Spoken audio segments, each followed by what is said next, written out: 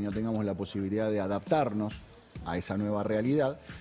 Y después está el riesgo de que mucha gente empieza a hacerle preguntas a inteligencia artificial.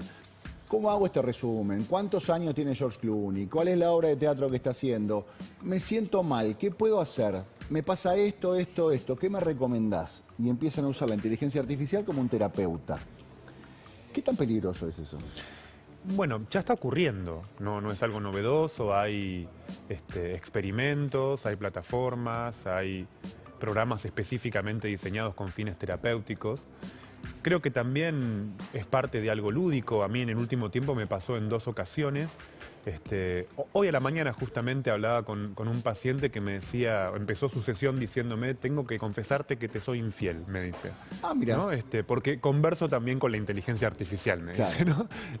Y me dice cosas que me sirven, ¿no? Entonces quizás no haya que pensar entre una cosa y otra. Lo que más me sorprendió quizás fue otro caso, que es el de un paciente que me dijo, le pregunté a la inteligencia artificial, ¿qué me dirías vos de esto? O sea, ¿qué le diría yo? Mira. ¿No? O sea, la inteligencia artificial se fijó quién era yo. Entrenó a una inteligencia artificial. Exactamente, y entonces fue asombroso, porque lo que él me dijo es, de acuerdo con lo que yo le pregunté a la inteligencia artificial, me dijo, ¿qué me diría Freud? ¿Qué me diría Lacan? ¿Qué me dirías vos?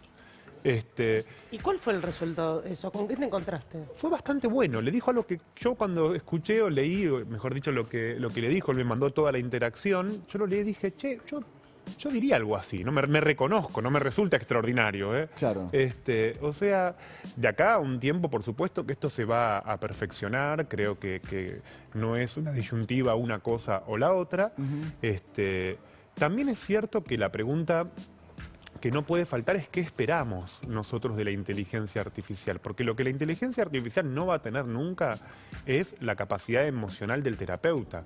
Claro, ¿no? en esos casos que mencionaste, existías vos, estabas ahí igual como referencia para traer a sesión lo que había devuelto la inteligencia artificial.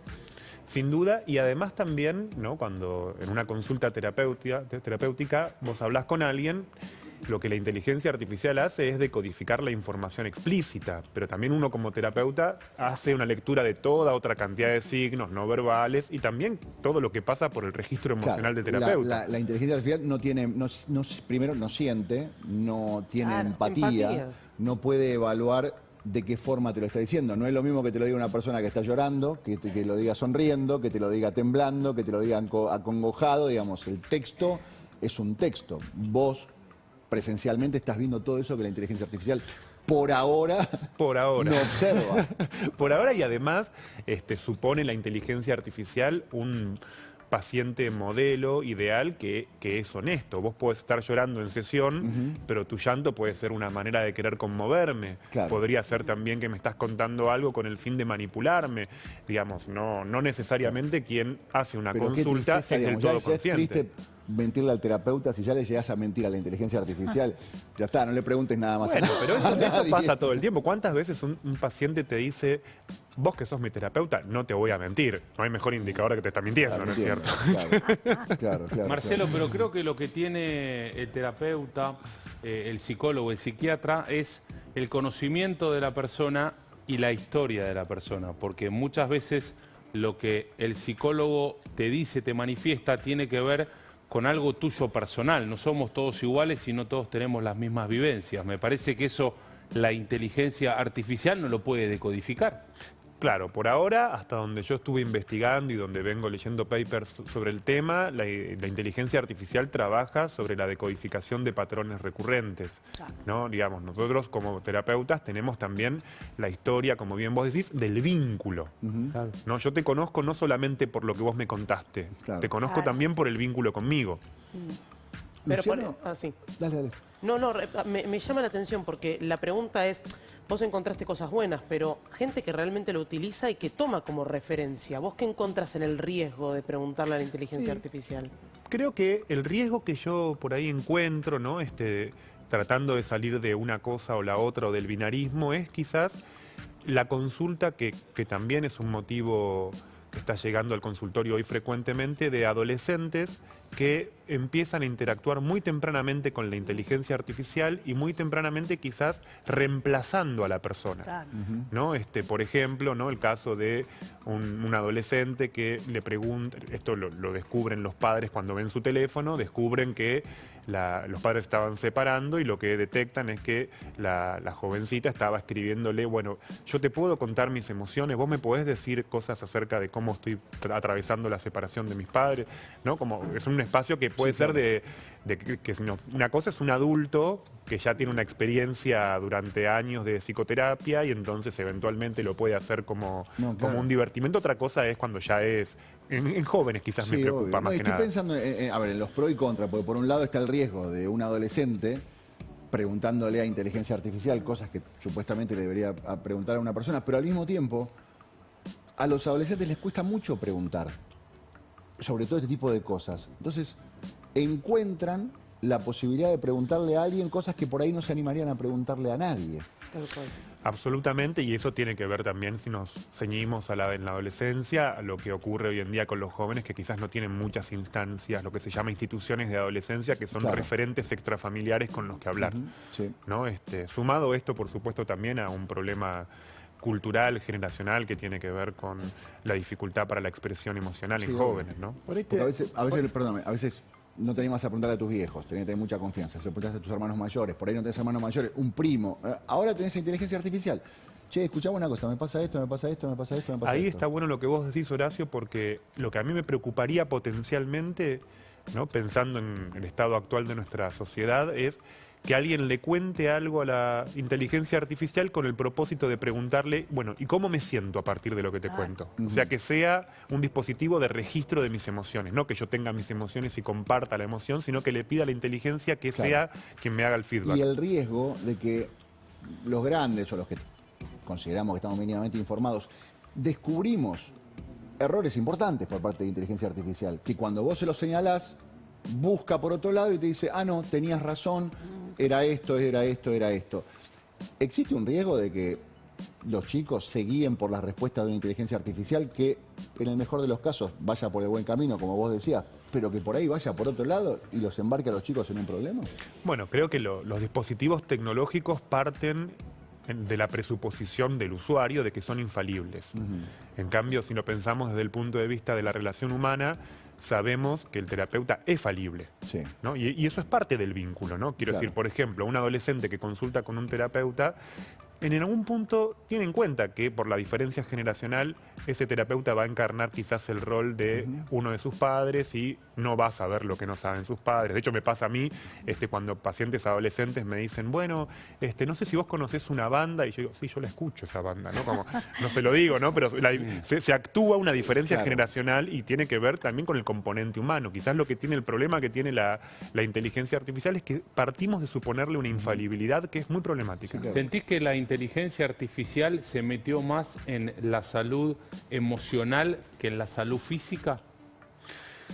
No conozco tanto de cómo se la utiliza para cuestiones de ejercicios, deportivas. No sé, sería interesante ahí pensar cómo se la utiliza, por ejemplo, para cuestiones de nutrición. No estoy al tanto de eso, ¿no? Pero sería interesante investigarlo. En consejos, por ejemplo, no sé. Sé que hay personas que la utilizan para preguntar por cuestiones de ayuno intermitente o por rutinas de gimnasio. Pero vos físico que decías, tipo desgarro. No, claro, no. Digo, diagnóstico físico. Una cosa es diagnóstico mental y otra cosa es... Lo clínico, decía yo. Me hizo un examen de sangre, ChatGPT, me dio esto. ¿Qué me decís? Y te evalúa los valores y dice, te pasa esto. O le mostrás... A mí me pasó viendo cuando Djokovic publicó una ecografía, un músculo que no le creían, él publicó solamente la imagen. Y hubo un montón de gente que esa imagen se la pasó a ChatGPT y ChatGPT le dijo, tenés esto, el tratamiento es esto. Digamos. Bueno, pero ahí está muy buena la observación porque tiene dos caras la cuestión. Por un lado, la inteligencia artificial avanza, se perfecciona. Los servicios de salud están tendiendo a ser a veces más precarios, ¿no? Por ejemplo, no sé, dentro de la llamada telemedicina, ¿no? Vos, por ejemplo, te fracturaste y por ahí tenés un turno traumatológico por videollamada de WhatsApp, ¿no? ¿Qué calidad puede tener? O sea, tenemos que pensar también una medicina que vuelva a ser quizás... ¿Cómo haces un yeso a larga distancia? Digamos, claro, ¿no? Entonces, en ese sentido, quizás lo que más que más que desplazar o reemplazar a lo humano, la inteligencia artificial nos hace tomar conciencia del valor de lo humano. Claro, o sea, porque están estas dos cosas. Uno es el riesgo de una persona que no sabe del todo lo que está pasando con la inteligencia artificial, preguntándole cosas importantes y basándose en la respuesta de la inteligencia artificial. Un mano a mano entre alguien que no entiende del tema y la inteligencia artificial que supuestamente sabe todo. Y lo que vos planteabas de gente con conocimiento del caso, que sabe lo que está haciendo y aprovecha esas herramientas de la inteligencia artificial. Hay mucha gente que dice que en el futuro lo que va a pasar es que un médico, antes de ver al paciente, va a pasar por la inteligencia artificial toda la información que tiene sobre ese paciente, va a chequear y va a interactuar con cientos de pacientes iguales, con cientos de diagnósticos similares, con cientos de médicos en todo el mundo, y con toda esa información va a poder encontrarse con el paciente de forma empática y contarle más o menos qué es lo que le sugiere. Sí, el otro día justamente hablaba con un amigo mío que es cirujano, que él vive en Estados Unidos, y me decía que remotamente él operó en China, estando en Estados Unidos. Wow. ¿No? O sea, él hizo una operación remota, ¿no? Sin tener que hacer el traslado físico, ¿no? Claro. De un dispositivo. O sea, en cierta medida creo que nos asusta, ¿no? Todo esto nos asusta porque obviamente nos muestra o nos despierta la fantasía de sustitución, ¿no? Digamos, creo que hay que pensar los escenarios, y yo creo que en la medida en que seamos conscientes del valor de lo humano, ¿no? Esto no tendría que despertarnos temor. ¿Y pensaste cómo utilizarlo a tu favor, digamos? ¿Cómo implementar vos la inteligencia artificial? Todavía no lo pensé en mi práctica como terapeuta.